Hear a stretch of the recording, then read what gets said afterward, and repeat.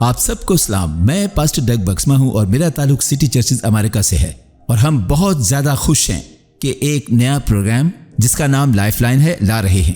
اس programme کی Bible مقدس میں سے بنیادی آیت یوحنا 17 باب 3 آیت ہے، جہاں مرقوم ہے اور ہمیشہ کی زندگی یہ ہے کہ وہ تجھ خدائے واحد اور برحق کو اور یسوع مسیح کو جسے تو نے بھیجا ہے جانے. ہم اپنے تمام پیغامات میں آپ سے خدا اور خدا کی بادشاہی کے متعلق اور یسوع مسیح کے کاموں کے متعلق تعلیم دیں گے اور بیان فرمائیں گے. میرا ایمان ہے کہ آپ ہمارے اس پیش کردہ پروگرام سے لطف اندوز ہوں گے. خداوند آپ کو برکت دے. جی، آج ہمارا عید قیامت المسیح کا اتوار ہے.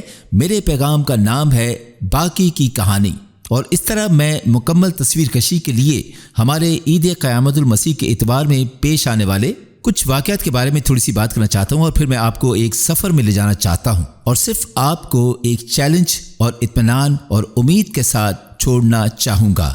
متی 28 باب کی پہلی آیت سے بائبل مقدس یوں فرماتی ہے، اور سبت کے بعد ہفتے کے پہلے دن پو پھٹتے وقت مریم مگدلینی اور دوسری مریم قبر کو دیکھنے آئیں، اور دیکھو ایک بڑا بھونچال آیا، کیونکہ خداوند کا فرشتہ آسمان سے اترا اور پاس آ کر پتھر کو لڑکا دیا اور اس پر بیٹھ گیا، اور اس کے ڈر سے نگہبان کانپ اٹھے اور مردہ سے ہو گئے. فرشتہ نے عورتوں سے کہا، تم نہ ڈرو، کیونکہ میں جانتا ہوں کہ تم یسوع کو ڈھونڈتی ہو جو مصلوب ہوا تھا.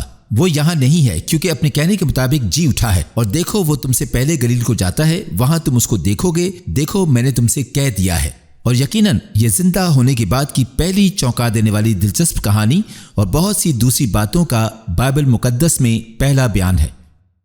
میں باقی کہانی میں سے کچھ بتانے جا رہا ہوں، اور پھر ہم کچھ واقعی اچھی باتوں کو سیکھنے جا رہے ہیں. تاریخ اس کے گرد یقینی طور پر یسوع مسیح کا جی اٹھنا انسانی تاریخ میں سب سے زیادہ بات کرنی پڑتی ہے. تاریخ قبل از مسیح اور بعد از مسیح کے گرد گھومتی ہے. سب سے بے دین پروفیسر کو بھی اس طرح بات کرنی پڑتی ہے. 500 سے زیادہ لوگوں نے اس کے مردوں میں سے جی اٹھنے کے بعد اسے زندہ دیکھا، اور یہ کہانی دنیا کی قدیم ترین کتاب میں درج ہے، جسے بائبل مقدس کہتے ہیں. یہ بائبل مقدس دنیا میں سب سے زیادہ فروخت ہونے والی کتاب ہے، اور یہ ایک ایسے خدا کی کہانی بتاتی ہے جو وقت کے باہر سے ہماری دنیا میں آیا، ہماری گندگی میں آیا، ہمارے گناہ اور شرمندگی کو لے کر ہمیں چھڑا لیا اور اپنے خون سے ہمیں خرید لیا.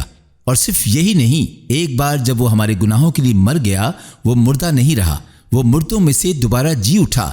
وہ قبر سے باہر آیا، مرنے کے باوجود بھی اس کا جسم نہ سڑا، کیونکہ اس سے کبھی کوئی گناہ سرزد نہیں ہوا تھا. اور اس طرح بائبل مقدس فرماتی ہے کہ کچھ گلا سڑا نہیں، اور آخر کار موت اسے روک نہیں سکی، اور خدا نے اسے مردوں میں سے زندہ کیا. یہ بائبل مقدس کا بیان ہے، لیکن اس کے علاوہ بھی کچھ اور باتیں ہوئیں. اب یہ تصور کریں، پاک جمعہ ابھی گزرا تھا، مسیح خدا کا بیٹا مصلوب ہو چکا تھا. یہ مقدس ہفتہ تھا. یہودی سارے اسرائیل سے جمع ہوئے تھے، اور وہ سب فسح منانے کے لیے یروشلم میں جمع ہوئے تھے. بائبل مقدس فرماتی ہے مسیح ہمارا فسح ہے، اور انہوں نے ایک برہ قربان کیا، لیکن اسی وقت وہ بھیڑوں کی قربانی کر رہے تھے.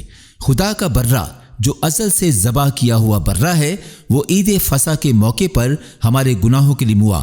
اور یقینی طور پر جب ایسا ہوا، سورج کو مکمل گرہن لگ چکا تھا، وہ کالا ہو چکا تھا. ایک بہت زبردست زلزلہ جو ان علاقوں میں عام تھا پہاڑوں کو چیرتا ہوا گزرا.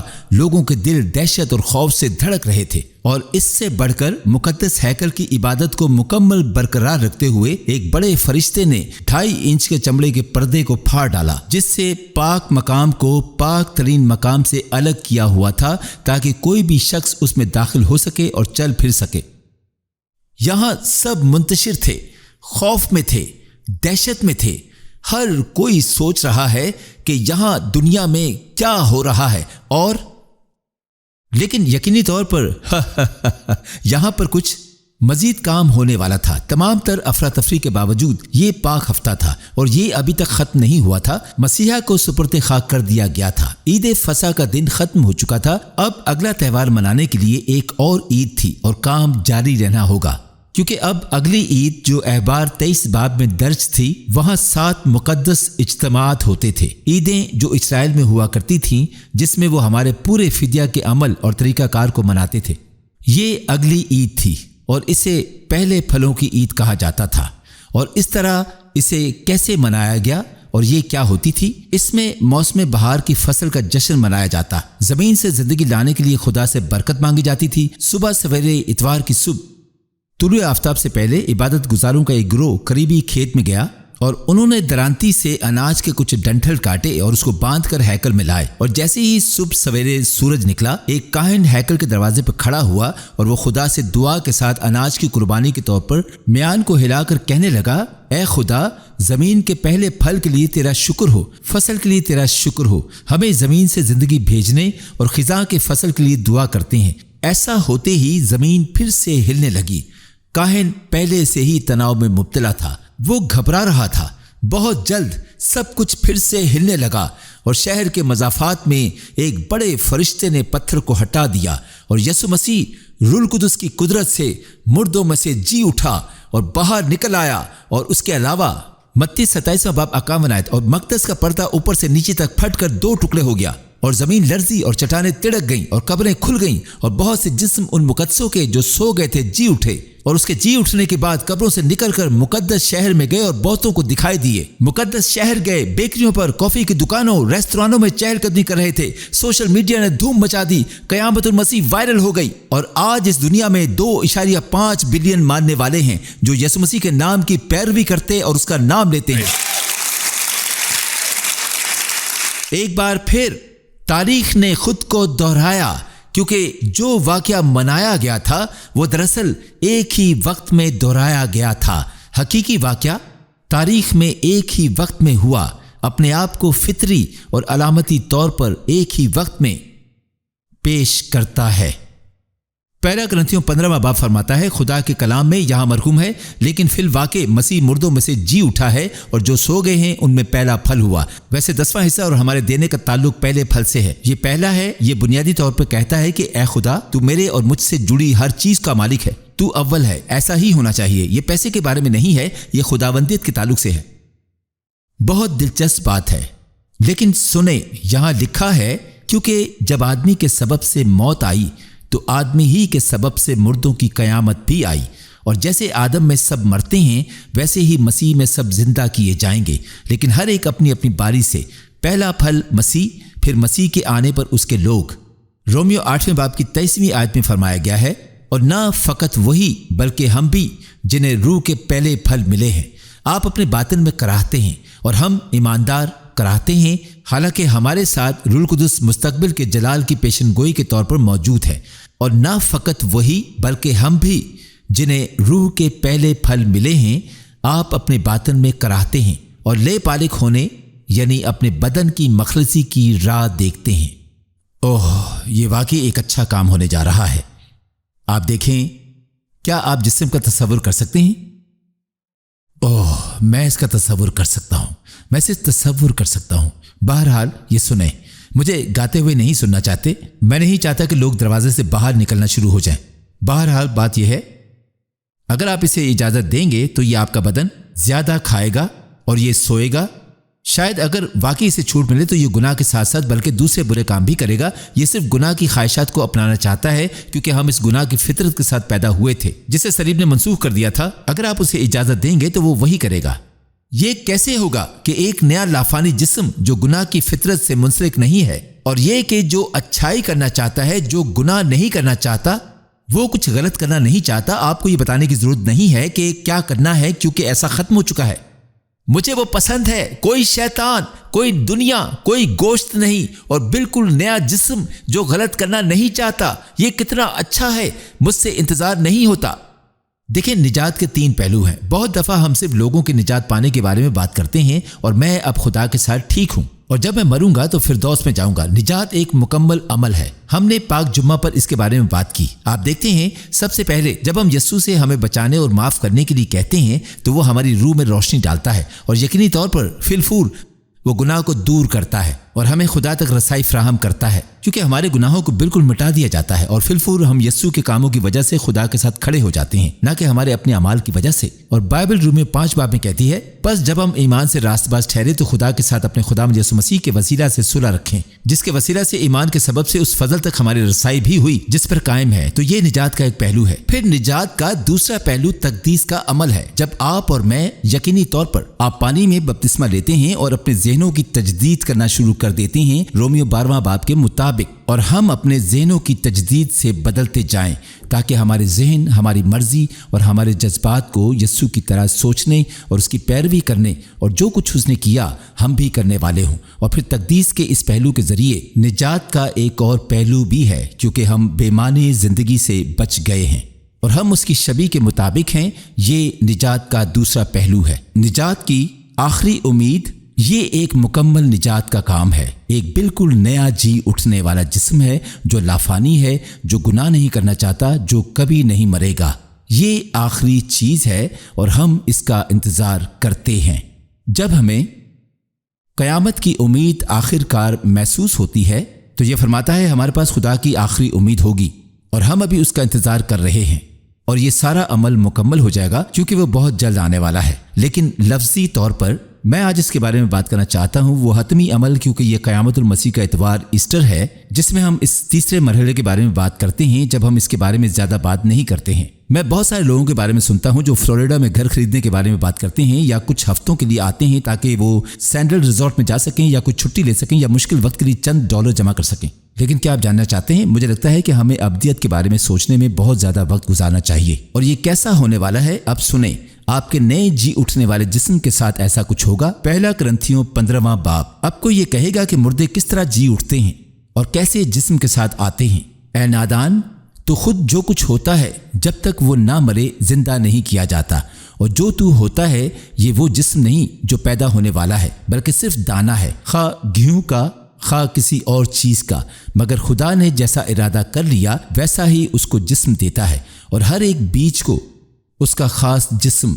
मुर्दों की क़यामत भी ऐसी ही है। जिस्म फना की हालत में बोया जाता है और बका की हालत में जी उठता है, बेहुरमती की हालत में बोया जाता है और जलाल की हालत में जी उठता है, कमज़ोरी की हालत में बोया जाता है और क़ुव्वत की हालत में जी उठता है। नफसानी जिस्म बोया जाता है और रूहानी जिस्म जी उठता है। जब नफसानी जिस्म है तो रूहानी जिस्म भी है। चुनाचे लिखा भी है कि पहला आदमी यानी आदम जिंदा नफ्स बना, पिछला आदम जिंदगी बख्शने वाली रूह बना, लेकिन रूहानी पहले ना था बल्कि नफसानी था। उसके बाद रूहानी हुआ। पहला आदमी ज़मीन से यानी खाकी था, दूसरा आदमी आसमानी है। जैसा वो खाकी था वैसे ही और खाकी भी हैं, और जैसा वो आसमानी है वैसे ही और आसमानी भी हैं। और जिस तरह हम इस खाकी की सूरत पर हुए उसी तरह उस आसमानी की सूरत पर भी होंगे। ज़बरदस्त। जब यस्सु मुर्दों में से जी उठा, उसके पास एक हैरत अंगेज नया लाफानी जिस्म था। उसे छुआ और उसे देखा जा सकता था, वो खा सकता था। खुदा का शुक्र है, जब भी आप गौर करें वो खा रहा था, साहिल पर खाना बना रहा था, रोटी तोड़ रहा था, शागिर्दों के साथ घूम रहा था। और फिर भी आप जानते हैं वो जाहिर और गायब हो सकता है। कशिश शकल का कानून भी उसे रोक नहीं रहा था। अशिया गैर मादी, ये कैसी और किस किस्म की चीज़ है? साइंसदानों और तबीयत दानों ने जिन्होंने इसका मुतालिया किया है कहा यस्सु का जिस्म, उसका नया जिस्म, हमें इस किस्म के होने के लिए 11 सिमतों में काम करना पड़ेगा। बहुत सी सिमतें हैं, लेकिन वक्त, जगह और मादे की हमारी दुनिया में नहीं, जहां हम रहते हैं और हम कैसे हैं, तो ये एक दीवानी बात है। लेकिन पहला यूहन्ना 3 बाब यूं फरमाता है, हम खुदा के फर्जंद कहलाए। और ये जाहिर नहीं है कि हम कैसे होने वाले हैं, लेकिन हम ये जानते हैं कि जब वो जाहिर होता है तो हम बिल्कुल उसकी तरह होंगे और हम उसे वैसा ही देखेंगे जैसा वो है। और मैं इसके बारे में बहुत ही पुरजोश हूं। माजी में वक्त, साइंस और खला ने हमारी 3 जहती दुनिया को देखा है, और मैंने इस मुतालिक कुछ साल कबल बताया था। लेकिन क्वांटम फिजिक्स की दुनिया में हालिया दरियाफ्तों में यह कहा जाता है वो हमारी दुनिया को देखने के लिए आए हैं, कसीर जहती, जिसमें ज़्यादा से ज़्यादा 11 जहतें शामिल हैं। वो इस हालत को तलाश कर रहे हैं जैसा कि एक ठोस दुनिया की एक यकीनी शुरुआत थी, और इसका एक कतई खात्मा होने वाला है, क्योंकि इसकी शुरुआत थी और ये कहीं और से आई थी, जो अभी हमारे पास मौजूद ठोस तजर्बे से कहीं ज़्यादा हकीकी है। और इस तरह बाइबल दुनिया की सबसे पुरानी किताब है, और ये एक कसीर जहती किताब है जिसमें एक ऐसे खुदा को दिखाया गया है जो वक्त और खला के बाहर से आया और हमें छुड़ाया। पहला करंथियों 15वां बाब ये कहता है, देखो मैं तुमसे भेद की बात कहता हूँ, हम सब तो नहीं सोएंगे मगर सब बदल जाएंगे, और ये एक दम में, एक पल में पिछला नरसिंगा फूंकते ही होगा, क्योंकि नरसिंगा फूंका जाएगा और मुर्दे गैर फानी हालत में उठेंगे और हम बदल जाएंगे। जी हाँ, आंख का पलक झपकना, पलक झपकना 1 सेकंड का 43/10 है, इतना तेजी से। चक मेस्लर हमारे मिसाइल डिफेंस सिस्टम के साथ काम करने वाले एक साबिक रहनुमा और माहिर बाइबल मुकद्दस के उस्ताद ये कहते हैं, आप हकीकी सॉफ्टवेयर हैं, हार्डवेयर नहीं। आपकी रूह का कोई गोश्त नहीं है, ये हमारे वक्त के तूल और अर्ज तक महदूद नहीं है। आपका और मेरा जिस्म उसी तरह होना चाहिए। क्या आप सोच सकते हैं कि क्या आप अपने दिमाग का 100% इस्तेमाल कर सकते हैं? आपके पास रूह कुदस की मुकम्मल समझ है। आपके पास एक नया लाफानी जिस्म है जो लफ्जी तौर पर वक्त, जगह और मादे का पाबंद नहीं है और आप यस्सु की तरह हैं। ओ मेरे खुदा, ये कैसा लगेगा? क्या कीमत है जहन्नुम से निजात से अबदी जिंदगी तक, उम्मीद से भरी जिंदगी के लिए, तब्दील शुदा ज़हन के लिए मुकम्मल निजात का अमल क्या है? और फिर एक नया जी उठने वाला जिस्म, कलीसिया, ये तकरीबन नाकाबिले यकीन होने जा रहा है। वैसे मैं आधा मिजाइया और आधा गमगीन हूँ जब मैं आज लोगों को देखता हूँ, ख़ास तौर पर नौजवान लोग जो यकीनी तौर पर बाइबल मुकद्दस या कलीसिया या खुदा को गैर मुतालिका या पुराने के तौर पर देखते हैं। वो टेक्नोलॉजी पर, हमारे फ़ख्र और उन तमाम फैंसी चीज़ों पर हंसता है जो हम करते हैं। मेरे ख्याल में वो हमारी तमाम टेक्नोलॉजी और हमारी तमाम चीज़ों को मुकम्मल अलग नज़रिए से देखता है। इसे समझें, क्या आपको लगता है कि दाऊद बादशाह, एलिया और मूसा को iPhone, text, tweet, Instagram, Snapchat और स्लैक का इस्तेमाल सीखने के लिए टेक्नोलॉजी की क्लासें लेनी पड़ी थीं? क्या आपने दाऊद को ऐसा करते हुए देखा?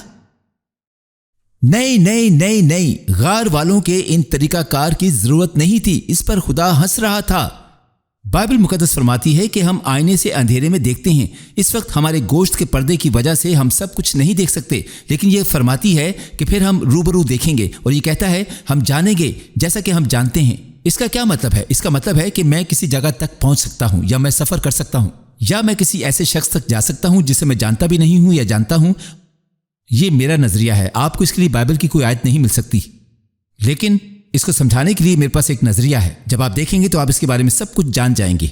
आपको मुकम्मल पहचान मिलेगी। आप इनको उसी तरह जानेंगे जैसे आप इनसे वाकिफ हैं। दाऊद बादशाह जान लेंगे कि ये रॉकफोर्ड, मिशिगन से ताल्लुक रखने वाला डग बक्समा है। वो खुदा के फजल से एक शिकस्त खुर्दा से फाते में तब्दील हुआ, खुदा के लिए कुछ अच्छे काम किए, मगर मेरे जितने बड़े देव को नहीं मारा, लेकिन वो मेरे बारे में सब कुछ जान लेगा और हम आगे बढ़ सकते हैं।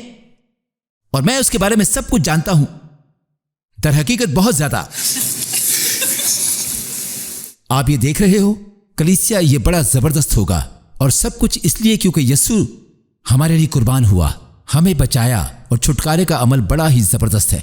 जब वो अपने नए लाफानी जिस्म के साथ मुर्दों में से जी उठा, तो उसका जी उठना हमारी जमानत है कि हम मौत पर फतह पाकर एक नए जिस्म के साथ जी उठेंगे। पहला ग्रंथियों 15वें बाब की 49वीं आयत। और जिस तरह हम इस खाकी की सूरत पर हुए, उसी तरह उस आसमान की सूरत पर भी होंगे। और जब ये फ़ानी जिस्म बका का जामा पहन चुकेगा और ये मरने वाला जिस्म हयात अब्दी का जामा पहन चुकेगा, तो वो कौल पूरा होगा जो लिखा है कि मौत फतह का लुकमा हो गई। रोमियो 6 बाब की 5वीं आयत। क्योंकि जब हम उसकी मौत की मुशाबत से उसके साथ पैविस्ता हो गए, तो बेशक उसके जी उठने की मुशाबत से भी उसके साथ पैविस्ता हो गए। जबरदस्त। मैं आपको बता रहा था कि उम्मीद, जिंदा उम्मीद, बाइबल मुकद्दस फरमाती है, पतरस ने कहा खुदा का शुक्र है जिसने यस्सु के मुर्दों में से जी उठने के जरिए हमें दोबारा जिंदा उम्मीद के लिए जन्म दिया। जिंदा उम्मीद क्या है? ये गेम खेलने की तरह नहीं है, ये आने वाली हकीकत के हकीकी इदराक की तरह है। ये एक जिंदा उम्मीद है। ये सिर्फ कुछ उम्मीद अफजा तवक्को नहीं है, ये सच्चाई पर मबनी है, और जो आप जानते हैं वो होने वाला है। और ये वही है जो हम यस्सु के जरिए हासिल करते हैं। अब यस्सु के जी उठने के बारे में कुछ और है जो कभी कभी नज़रअंदाज हो जाता है, जिसके बारे में मैं सोचता रहा हूं। और इसी तरह उसने अपने शागिर्दों और अपने पैरोकारों के लिए अपने जी उठने का ऐलान किया। आपको किसी शख्स के काम करने के तरीका से बहुत कुछ मालूम होता है, और इसको तसव्वुर करें, यस्सु वहां 2 आदमी आमाउस के रास्ते पर चल रहे थे। वो अफसुर्दा थे, वो मायूसी में थे, वो सोच रहे थे वो कैसे मर सकता है, अब हमारा क्या होगा, हमारे मुस्तकबिल की कोई उम्मीद नहीं है। ہو سکتا ہے کہ آج آپ یہاں بیٹھے ہوں اور آپ مایوسی میں ہوں اور آپ سوچ رہے ہوں کہ خدا کہاں ہے، اور آپ امید اور مستقبل کے بارے میں سوچ رہے ہیں، اور آپ سوچ رہے ہیں کہ امریکن ڈریم نے یقیناً کامیابی حاصل کی ہے، اور شاید آپ ان سب چیزوں سے حیران ہو رہے ہیں۔ جب وہ ان سب چیزوں کے بارے میں سوچتے ہیں تو ایک اجنبی ان کے ساتھ ہلچل مچا دیتا ہے، اور وہ کوئی اور نہیں بلکہ مردوں میں سے جی اٹھنے کے بعد یسوع ناصری ہوتا ہے۔ وہ اسے نہیں پہچانتے۔ اب یہ سمجھیں، صرف چند گھنٹے پہلے وہ موت کے اوپر خداوند کے طور پر خالی قبر سے باہر نکل چکا تھا۔ اس کے پاس موت اور جہنم کی کنجیاں اس کے پاس تھیں، اور اس کی جیب میں بنی نوع انسان کی نجات تھی۔ وہ زندہ خوش نصیب آدمی تھا۔ میں بھی یقینی طور پر ہوں گا اگر وہ سب میرے ساتھ ہوتا۔ اور وہ کائنات کا بادشاہ تھا، گناہ، موت اور جہنم کو فتح کرنے والا غیر متنازع خداوند ہے۔ لیکن وہ کیا کرتا ہے؟ وہ کہتا ہے، ارے لوگو، یہ میں ہوں، یسوع، میں نے یہ کیا۔ آپ جانتے ہیں اس نے ایسا کچھ نہیں کیا، اس نے چھپایا۔ میں ایسا کر لیتا چونکہ میں ایک ادنا سا غریب ہوں۔ بہرحال بات یہ ہے، وہ اپنا بھیس بدلتا ہے اور وہ یہ تک نہیں جانتے کہ وہ کون ہے۔ وہ ان کی حوصلہ افزائی کرنے لگتا ہے، وہ ان سے ملتا ہے جہاں وہ ہوتے ہیں۔ یہاں ہمارے لیے ایک پیغام ہے، اور پھر وہ ان کی بڑھوتی اور حوصلہ افزائی کرنا شروع کر دیتا ہے، اور اچانک ان کی امیدیں ٹوٹنے لگتی ہیں، توقعات بڑھنے لگتی ہیں، ان میں کسی اچھی چیز کا احساس پیدا ہوتا ہے۔ ارے واہ! اور پھر جب وہ اپنی منزل پر پہنچتے ہیں تو کائنات کا بادشاہ، فاتح بادشاہ یسوع اپنا آپ چھپاتا ہے۔ وہ دکھاوا کرتا ہے کہ وہ چلتا رہے گا، اور وہ اس کو اپنے ساتھ رکنے کی التجائیں کرتے ہیں۔ وہ اس سے پوچھتے ہیں، وہ اسے قائل کرتے ہیں۔ وہ فرماتا ہے، ٹھیک ہے، مجھے جانا ہے، کیا تم مجھ سے مذاق کر رہے ہو؟ یسوع، آپ ایسا کیوں کر رہے ہیں؟ آپ ان سے اپنا آپ چھپا رہے ہو۔ اور وہ التجا کرتے ہیں، مہربانی کر کے ٹھہرو ٹھہرو۔ تو وہ ٹھہر جاتا ہے۔ کیا آپ یہاں کچھ دیکھتے ہیں؟ اس نے ان میں سے کچھ نکالا، وہ انہیں اس جگہ لے آیا۔ اس نے ان کو باہر نکالا، بلکہ اس نے ان کے ساتھ ایسا سلوک رکھا کہ انہوں نے اس سے پوچھا۔ اس نے کہا کہ کیا تو ٹھہرے گا؟ اور پھر دعا کی، اور ان کی آنکھیں کھل گئیں، اور انہیں زندہ نجات دہندہ کا تازہ انکشاف ملا۔ یہ وہی کام ہے جو بہت سے لوگوں کے ساتھ وقتاً فوقتاً کرتا رہتا ہے۔ ہم حیران ہوتے ہیں، خدا آپ کہاں ہیں؟ میں اس سے گزر رہا ہوں، آپ کہاں ہیں؟ آپ کو پرواہ ہے یہاں کیا ہو رہا ہے؟ سب مکمل کنٹرول میں ہوتا ہے۔ وہ بالکل جانتا ہے کہ آپ کے ساتھ کیسے سلوک کرنا ہے۔ وہ سارے درد کا مصنف نہیں ہے، لیکن وہ اسے دور کرنا جانتا ہے۔ وہ آپ کے پاس ہے اور وہ کام کر رہا ہے۔ وہ آپ سے سب کچھ نکالنا چاہتا ہے۔ وہ ہم میں سے بعض کو وہ مایوسی کی ایسی جگہ پر جانے دیتا ہے جہاں ہم مانگنے، بھیک مانگنے اور کہنے کے لیے تیار ہوتے ہیں، اور کہتے ہیں، برائے کرم کیا آپ میری مدد کریں گے؟ وہ ان کے ساتھ ایسا ہی سلوک کرتا ہے، اور کیا ہوتا ہے؟ ان کو اس کا مکاشفہ مل جاتا ہے، لیکن وہ کیا کرتا ہے؟ وہ پھر غائب ہو جاتا ہے۔ مجھے ٹھہرنا چاہیے تھا اور میں انہیں اس کے بارے میں بتاتا، چلو اس کے بارے میں بات کرتا، یہ بہت اچھا ہوتا۔ نہیں، وہ غائب ہو جاتا ہے۔ وہ بس جانتا ہے کہ ہم میں سے ہر ایک کے ساتھ کیسے کام کرنا ہے، اور وہ یہ بار بار کرتا ہے، اور میں اس سے بہت حیران ہوں۔ تمام شاگرد سب بہت اداس تھے۔ یسوع کہاں ہے؟ وہ کہاں پہ ہے؟ انہوں نے اسے مار ڈالا، اب ہم کیا کریں گے؟ پترس کیا کرتا ہے؟ چلو کشتی پہ واپس چلیں اور مچھلی پکڑنے چلتے ہیں۔ وہ ماہی گیری کرتے ہیں، اور واپس جا کر وہ پوری رات ماہی گیری کرتے ہیں، لیکن کچھ ہاتھ نہیں آتا۔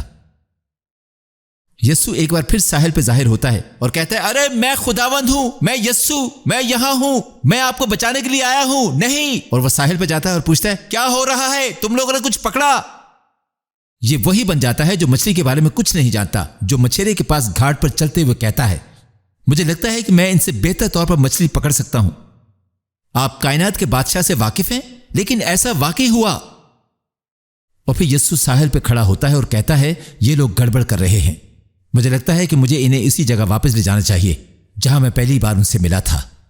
مجھے امید ہے کہ آج کا پیغام آپ کو پسند آیا ہوگا۔ اس سے پہلے کہ ہم آپ کو الوداع کہیں، میں آپ کے ساتھ مل کے دعا کرنا چاہوں گا۔ میرا ایمان ہے کہ خدا آپ میں سے بہتوں کو شفا دینا چاہتا ہے تاکہ اپنی قدرت کو ظاہر کر سکے، کیونکہ اسے آپ کی فکر ہے۔ وہ جانتا ہے کہ آپ کون ہیں۔ وہ آپ کو چھونا اور برکت دینا چاہتا ہے۔ میں چاہتا ہوں کہ آپ اپنا ہاتھ اس جگہ پر رکھیں جہاں کہیں بھی آپ کو درد ہے یا کچھ ٹھیک نہیں ہے، اور میں آپ کے لیے دعا کروں گا۔ میرا ایمان ہے کہ خدا کی قدرت روح القدس کے وسیلہ سے آپ کے بدنوں کو چھوئے گی اور شفا بخشے گی۔ اے باپ، یسوع کے نام سے میں جانتا ہوں کہ تو ان تمام دیکھنے والوں سے محبت رکھتا ہے، اور میں چاہتا ہوں کہ تو لوگوں کو اپنی شفا دینے کے وسیلہ سے عظیم قدرت کو ظہور میں لائے۔ اس وقت یسوع کے نام سے ہم درد اور بیماری کے زور کو توڑ ڈالتے ہیں، और हम उन्हें यस्सु के नाम से उन लोगों के बदनों में से निकल जाने का हुक्म देते हैं। कमर दर्द, रीढ़ की हड्डी के मसाइल, गेंठिया, हड्डियों की बीमारी, हम उनके बदनों के लिए शिफा का ऐलान करते हैं। ऐ खुदा, इन तमाम चीज़ों को तरतीब बख्श। कैंसर, खून के अमराज चले जाएं। हम यस्सु के नाम से चाहते हैं कि ऐ खुदा तू इन बदनों को शिफा दे और छुए और बहाल करे। अपनी सलीब की कुदरत को जारी कर ताकि तेरे लोगों पर शिफा आए। हम यस्सु के नाम से लोगों पर से तमाम इब्लीसी जोर को तोड़ते हैं। ऐ खुदा, अपने लोगों को शिफा बख्श। इन पर जाहिर कर कि तू कितना उनसे प्यार करता है। खुदा, मैं चाहता हूँ कि तू रोया और ख्वाबों के ज़रिए अपने लोगों पर अपने आप को जाहिर करे। शख्सी तौर पर अपना आप जाहिर कर कि तू कौन है और इनसे कितना प्यार करता है। हम यस्सु मसीह नासरी के नाम से ये दुआ करते हैं, आमीन। आज अगर आप ये ईमान रखते हैं कि यस्सु खुदा का बेटा है और यस्सु के पैरोकार बनना चाहते हैं, तो मैं चाहता हूं कि मेरे साथ मिलकर ये सादा सी दुआ करें। ये दुआ आपकी ज़िंदगी में एक बड़ा बदलाव और अजीम निजात को लाएगी, जिससे कि आपके मुस्तकबिल पर और अबदी मंजिल पर भी असरअंदाज होगी। और अगर आप रूह कुदस की इन बातों पर ईमान रखते हैं कि आपको बदलाव की ज़रूरत है, तो इस दुआ को मेरे साथ करें, जो कि आपकी ज़िंदगी में निजात के दरवाज़ों को खोल देगी। इस दुआ को मेरे पीछे दोहराएं। ऐ बाप, मैं यस्सु के नाम से तेरे पास आता हूं। खुदावंद, मैं जानता हूं कि मैं गुनाहगार हूं। मुझे तेरे फजल की जरूरत है। मैं ईमान रखता हूं कि तू मेरी खातिर मसलूब हुआ और तू फिर से जी उठा। मैं तुझसे कहता हूं, मेरे दिल में आ, मेरे गुनाहों को बख्श और मुझे अपना बेटा बना ले। मैंने तेरे फजल को हासिल कर लिया है। मुझे बचाने के लिए तेरा शुक्र हो। मैं तेरी पैरवी करूंगा। अगर आपने आज ये दुआ की है तो खुदा का इत्मीनान आपकी ज़िंदगी पर आएगा और आप यस्सु की पैरवी करते हुए एक मुकम्मल नई ज़िंदगी का तजर्बा हासिल करेंगे। और मैं आपको ये बताना चाहता हूँ कि बाइबल मुकद्दस फरमाती है कि चाहे मर्द या औरत कोई भी मुझ पर ईमान लाता है तो वो मौत से निकल कर हमेशा की ज़िंदगी में दाखिल हो जाता है, उसकी मजम्मत नहीं की जाएगी। आगे बढ़ते हुए मैं आपको ये बताना चाहता हूँ कि इस प्रोग्राम की बुनियादी आयत यूहन्ना 3 बाब 17 आयत है, जहाँ लिखा है कि और हमेशा की ज़िंदगी ये है कि वो तुझ खुदाए वाहिद और बरहक को और यीशु मसीह को जिसे तूने भेजा है जाने। खुदावंद आपको बरकत दे और उसका इत्मीनान आप पर हो। और अगर आप शिफायाब हो चुके हैं या आपने यस्सु के पैरोकार बनने की दुआ की है तो हमसे राब्ता करके हमें बताएं कि आपके साथ क्या पेश आया और हम आपके साथ राब्ते में रहेंगे। खुदावंद की ढेरों बरकत हमेशा आप पर हों।